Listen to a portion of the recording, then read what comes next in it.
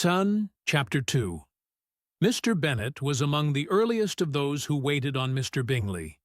He had always intended to visit him, though to the last always assuring his wife that he should not go, and till the evening after the visit was paid, she had no knowledge of it. It was then disclosed in the following manner. Observing his second daughter employed in trimming a hat, he suddenly addressed her with, "I hope Mr. Bingley will like it, Lizzie." "We are not in a way to know what Mr. Bingley likes," said her mother resentfully, "since we are not to visit." "But you forget, mamma," said Elizabeth, "that we shall meet him at the assemblies, and that Mrs. Long promised to introduce him." "I do not believe Mrs. Long will do any such thing. She has two nieces of her own. She is a selfish, hypocritical woman, and I have no opinion of her." "No more have I," said Mr. Bennet, "and I am glad to find that you do not depend on her serving you." Mrs. Bennet deigned not to make any reply, but, unable to contain herself, began scolding one of her daughters. "Don't keep coughing so, Kitty, for heaven's sake. Have a little compassion on my nerves. You tear them to pieces." "Kitty has no discretion in her coughs," said her father. "She times them ill." "I do not cough for my own amusement," replied Kitty fretfully. "When is your next ball to be, Lizzie?" "Tomorrow fortnight." "Aye, so it is," cried her mother. "And Mrs. Long does not come back till the day before, so it will be impossible for her to introduce him, for she will not know him herself.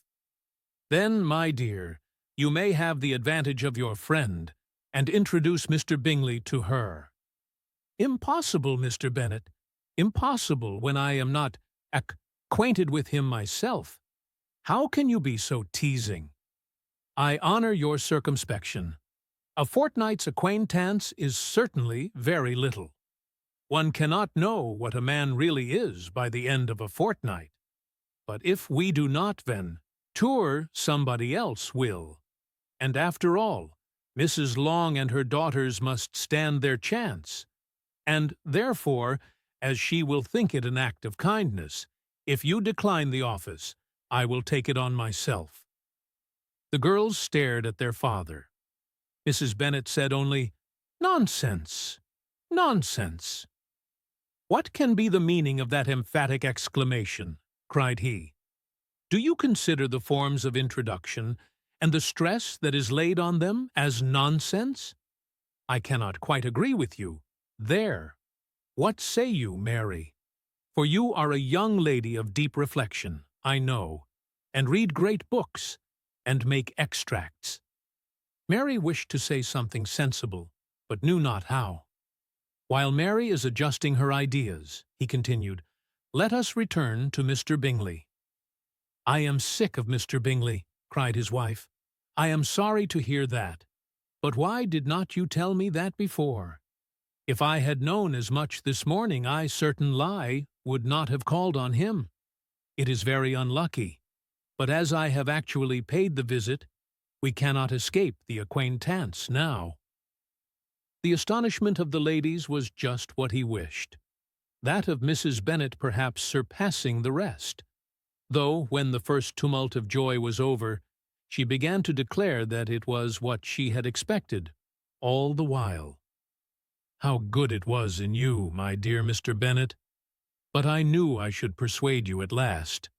I was sure you loved your girls too well to neglect such an acquaintance. Well, how pleased I am!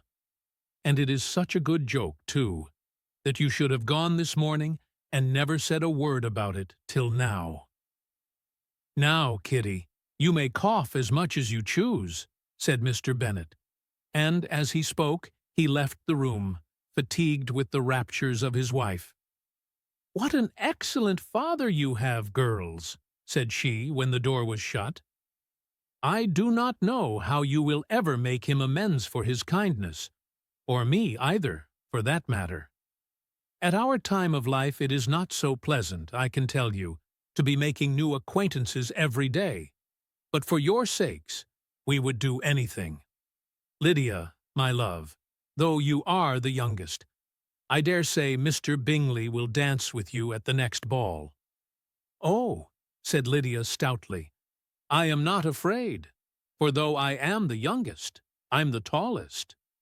The rest of the evening was spent in conjecturing how soon he would return Mr. Bennet's visit, and determining when they should ask him to dinner.